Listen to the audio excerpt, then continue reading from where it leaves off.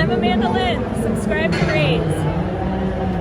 And ladies and gentlemen, we have a very special episode of whatever you call this Raze Chaos Show. We are digging back into the action figures, and Ray's got a good one when the last time he went to Chicago, and he has been antsy as hell getting ready to open this thing.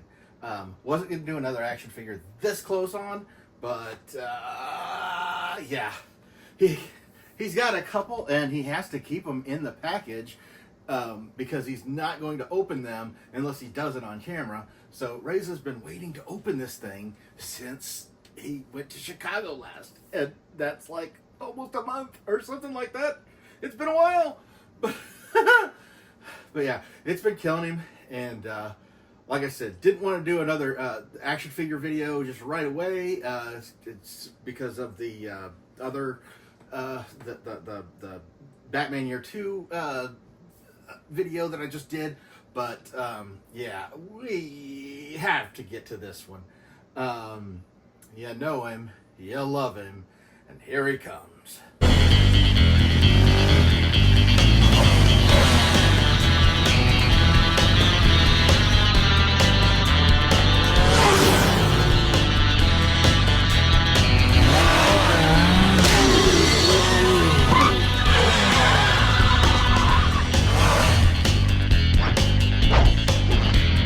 Walking out the front door with a 2-ton safe?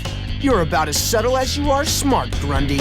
He is the Earth-2 Robin, and this is very exciting. Everybody knows that Raze Chaos's favorite character is Dick Grayson. And yes, while he goes on about Nightwing, he'll talk about Nightwing. The thing you hear him talk about most is his dick.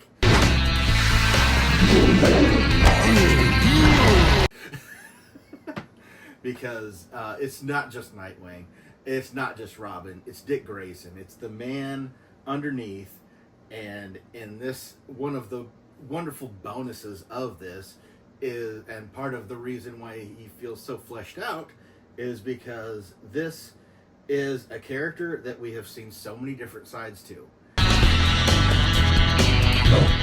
The Earth-2 Robin is just a representative of exactly that, just another side to him. But as exciting as this is, we're going to go ahead and put this guy away, and we are going to have a look at this guy. Mind if I borrow that? So the story behind the Earth-2 Robin, I love how it mentioned Crisis on Infinite Earths on the side, because McFarlane likes to mention things. This is how he appears in that. However, it is a later costume. Initially, he is exactly that. He is just basically Robin. He on Earth-2, when he continues on, basically he grows up as Robin, and he maintains being Robin. At no point does he ever stop being Robin. And it's not until the death of the Golden Age Batman does he even consider opting into taking up the mantle of Batman. The closest thing he does is he takes the place of Batman in the Justice Society. Mind you, this is Earth-2 stuff. This is the Crisis wiped this stuff out. Yeah, he basically, before Crisis on Infinite Earths, they would occasionally revisit him. There was a Brave and the Bold issue, the Batman team-up book, where the Earth-2 Batman, which is basically the Batman that's the current continuity Batman, has even teamed up with the Golden Age Robin. And it was interesting because Robin at this point was older than Batman. So it was kind of funny. It took a minute to warm up before they really were able to, work together. But it was a real interesting story because here you have a man who was raised by an older version of this other man. He made several appearances. He's in the Justice Society when they team up with the Justice League, in the Justice League of America number 55. He was wearing a Batman Robin hybrid costume at that time, and that is to pay homage to the fact that the Golden Age Batman was dead. And later on, he resorts it. Later, you know, he has a full-on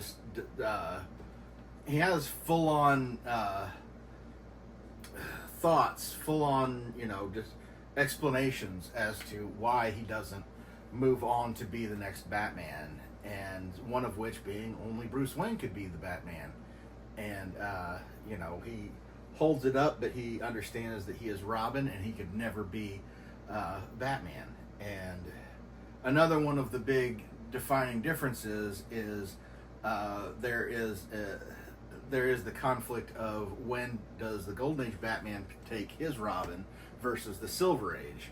And the Golden Age Batman, since this was way back in the 40s, you know, basically he adopted Dick Grayson, or took him in at somewhere between 7 and 9, you know, roughly 8 years old, is when he takes the young Dick Grayson in. And for the majority of what people know of Robin, they know of Earth-2 Robin, Earth-2 Robin, because a lot of the stuff, as far as when they got closer to branching Dick Grayson off into Nightwing, you know, Earth-2 had no Teen Titans, so that's a very clear distinction on which one was which. It's not working! It was always the Justice Society. That was the main team. There was a super squad that went on, and I believe that was Power Girl, Robin, and Star Spangled Kid or Wildcat, one of those two. I don't remember exactly. But it was basically a 3-person group. And that was essentially them taking in Power Girl, who is basically the Earth-2 Supergirl. I don't even think that was even really established until the 80s, and they were telling flashback stories on that. So yeah, it's just part of the splintered confusion of the multiple dimensions of the DC universe, the parallel dimensions. But it just gives you more to check out, and thankfully they're so close together. As to what eventually ends up happening with Dick Grayson as he grows older and obviously never becomes Nightwing. Just keep turning! I've got an idea! He essentially becomes a very respected lawyer, and he goes on at one point to become like the ambassador to South Africa for a while. So obviously being adopted by Bruce Wayne and being somewhat of an heir, kind of, you know, obviously opened some doors. And the Golden Age Huntress is actually, is actually Helena Wayne. There's confusion on there because the post-crisis Huntress was Helena Bertinelli, but pre-crisis it was actually Huntress. It was Selena Kyle. And one of the funniest things I find is there's an old TV special that has Huntress as a character, and this happened in the early 80s, maybe late 70s. It was like the Challenge of the Superheroes, and then there was the Superhero Roast, and they were 2 TV specials, and they had gotten a bunch of people in there, and oh my god, it is abysmal to watch. I mean, literally, I actually went ahead and dug up on how bad this thing was, and when I checked out the actual, they wanted to show how bad it was. At one point, they had shown that the only thing that this thing beat in the ratings the night it aired on television, the only thing that kept it from being last place in the ratings was a documentary about steel. Like, that's the only thing this piece of crap was able. And honestly, Raze has got it on DVD. I believe you can find a lot of it on YouTube, and I know it's on Tubi if you want to check them out. They are awful. But what cracks me up is that they brought back Adam West and Burt Ward, 20 years after a good at least 10 to 15 years after the the Batman TV series had gone off the air, and they were still exactly the same, which, obviously Burt Ward wasn't a teenager. He wasn't a teenager when he played Robin the first time. He obviously wasn't at this point. But there is no acknowledgement. There is no acknowledgement that the Huntress is actually Batman's daughter. And that just cracks me up. It makes me wonder if anybody had pointed that out to the film. Probably not. But it was just kind of like, there's no acknowledgement whatsoever that the fact that, that, mind you, this was in the 70s, so Crisis on Infinite Earths hadn't happened yet, so there is no other Huntress. But in the regular continuity at the time, pre-Crisis continuity, the Huntress, doesn't become the Huntress until after Batman's death. So another little thing that confused, probably a good reason why people didn't want to watch that thing. There's plenty of reasons want to watch it, but yeah, Raze loves it. It is horrible. But Raze likes really weird, bad things. But anyway, Dick Grayson does, don his Robin costume and come back to kind of be a mentor to Huntress when she decides to pick up the mantle, or to pick up the Huntress and begin a crime-fighting career, which is helpful because she's also trying to become a lawyer. So you've got Dick Grayson, who is basically the closest thing you're going to get to Batman at this point in this universe, and he's basically bringing up Batman's daughter to do the same. And heck, I don't think they did this in the comics, but it would actually make sense if they actually had their own law firm, the two of them, the Wayne Grayson, the Grayson Wayne, whatever you want to call it. I just thought I just think that would be an excellent little thing where you've got like basically the reverse. But I love the continuities that they put out. I know it's like it becomes a puzzle trying to figure out what fits where. Can you shut it down? But honestly, Raze enjoys looking at his heroes and the characters that he loves in a choose your own adventure, choose what you want to enjoy and discard what you don't kind of way, because all it does is make the character you love that much richer. And yeah, can't get enough of this. But yeah, we have got to pull this guy out and have a look at him, because oh my god, this is way too exciting. Raze is obviously going to spend more time with this guy than he did the year 2 Batman. He's going to. Urgh. I get to have all the fun to myself.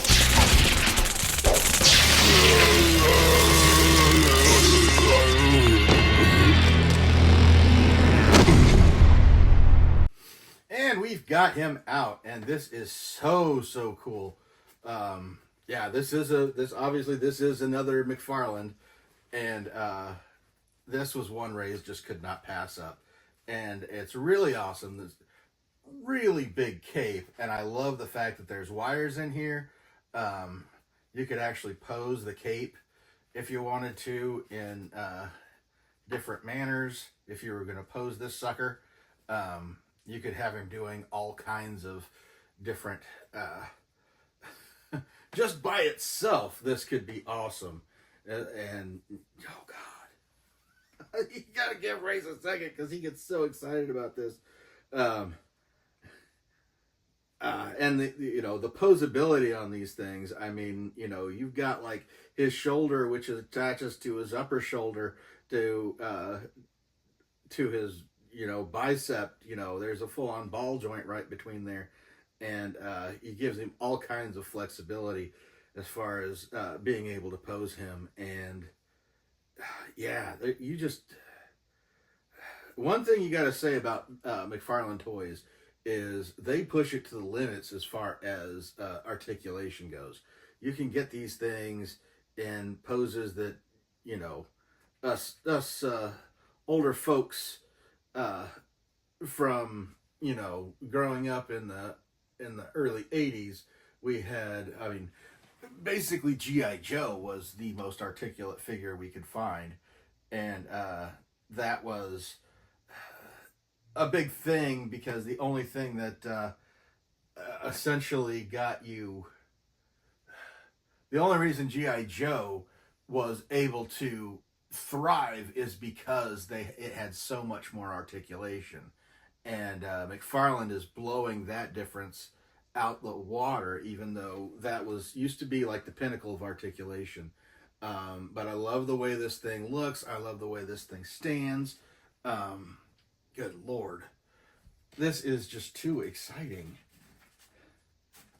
But as much as Raze could go on there, he is going to take you through some of the other stuff that comes with it.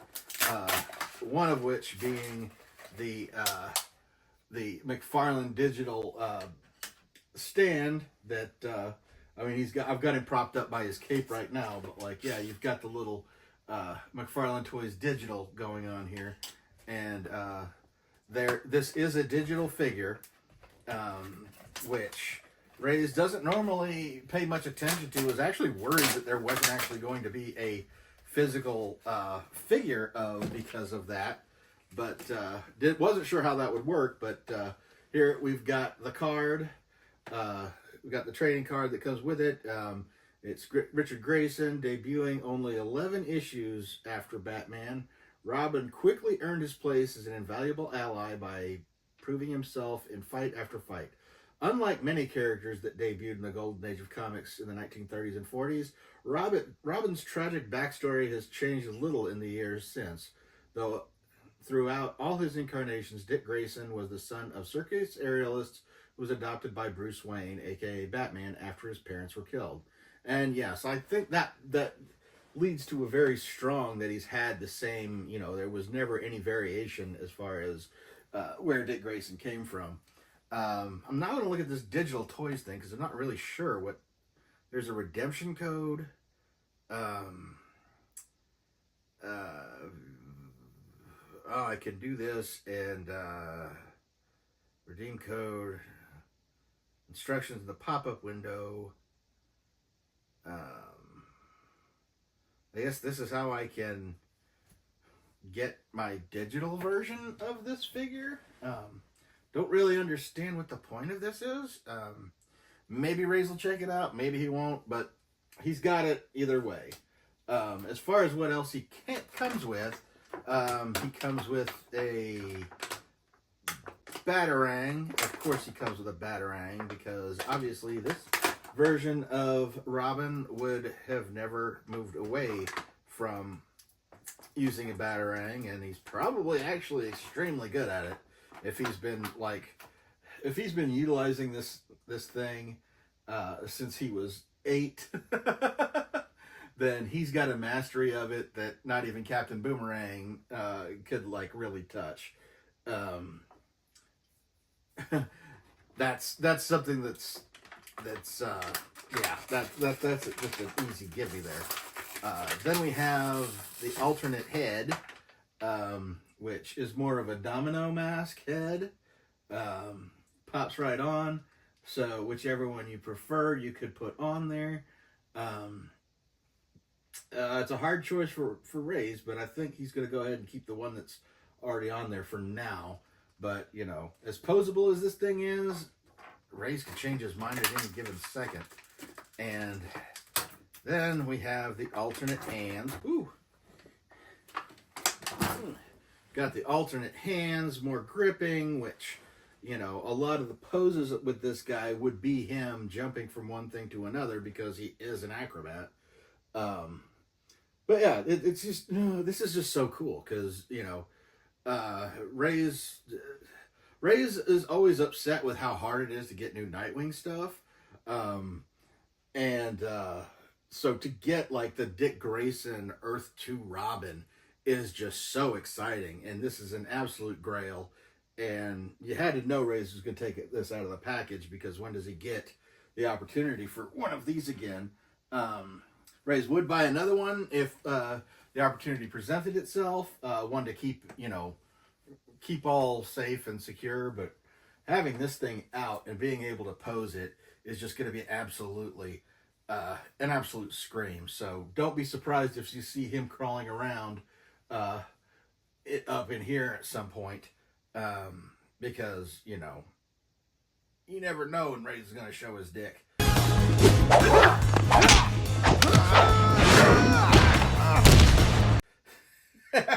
I know that's so bad, but yeah, this is just so exciting. Raze had to do this. Yeah, closed fists. He's open. Okay, yeah. Sorry, he's getting into the action figure mode of just really checking this out. Raze would like if they could make it, because now that they've made this, Raze is going to ask for more. He would love the original look of this character, because I mean, this is kind of how he appeared in the series that he had with Huntress, which was a backup series, and which you can get a trade of that of Batman's daughter Huntress, that is all about her and showing up with the new Dick Grayson, which is totally cool. And you see his reluctance as far as wanting to lead her or allow her to continue.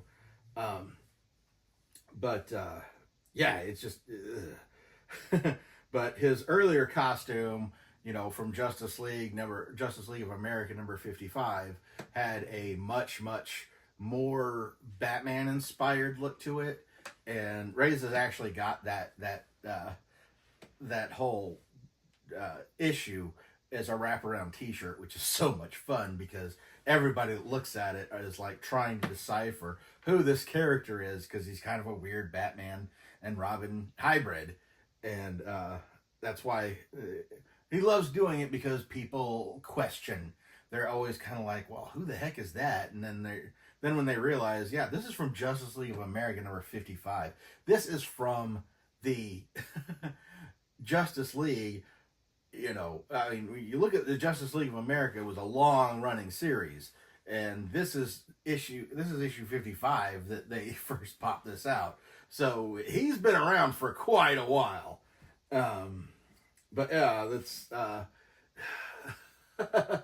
yeah, it wasn't until the 60s where they actually gave the Golden Age Batman a death, and have Robin take up his position in the Justice Society. But it's a really great passing on of the legacy. I got this. Again, one of the things I love about the wide girth of the DC universe and the many branches that it broke off into is that you get to see, different versions of how things played out and how people ended up. And this is one that Raze absolutely loves. A lot of people absolutely hate the Earth-2 Robin, the Earth-2 Dick Grayson. They just think, wow, he just stayed being Robin. He kept wearing that yellow. But, for Raze, it's just like, yep, that's just more Dick Grayson. But anyway, I hope you've enjoyed this video, and I'm going to go ahead and let you go now. Sit, Ubu, sit.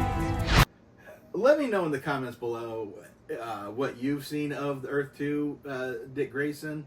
If you've read any of the old comic books, if you've seen some of the I mean, I know they've used the costume a couple different ways, and presenting a little bit differently. And some of, like, I know the Brave and the Bold did it, because obviously the Brave and the Bold did it.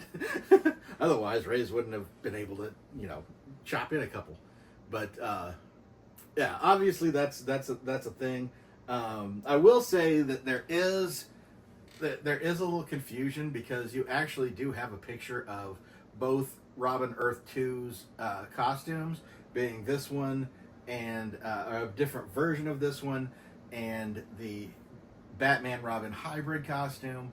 A lot of people are confused and think there's actually two Earth-2 Robins. No, that was a crossover between the Earth during Crisis type of situation. Another interdimensional crossover where the Golden Age and Silver Age Robin actually meet up, and of course they're both Dick Grayson. They do have like a short exchange as to the differences between their lives, which there really isn't that many. Since Robin's costume is torn up, the older Dick Grayson lets him wear this version as they go and get back into the fight. That's another wonderful thing, is watching two different versions to meet your older self, and oh yeah, well, hey, I know what you wore at that age, so let me go ahead and lend you some clothes. That is so ridiculous. But then again, ridiculous is the name of the game when it comes to stuff that Raze Chaos likes. And the best part... So he's going to go ahead and let you go. He's going to go ahead and get out of here. He's going to play with his new toy. Raze is going to play with his dick. I hope you've had a great day. Don't forget to mention anything in the comments about your experiences with the Earth-2 Robin. I'd love to hear them. And never forget, the life is full of odd moments. You never know when you're going to be defined.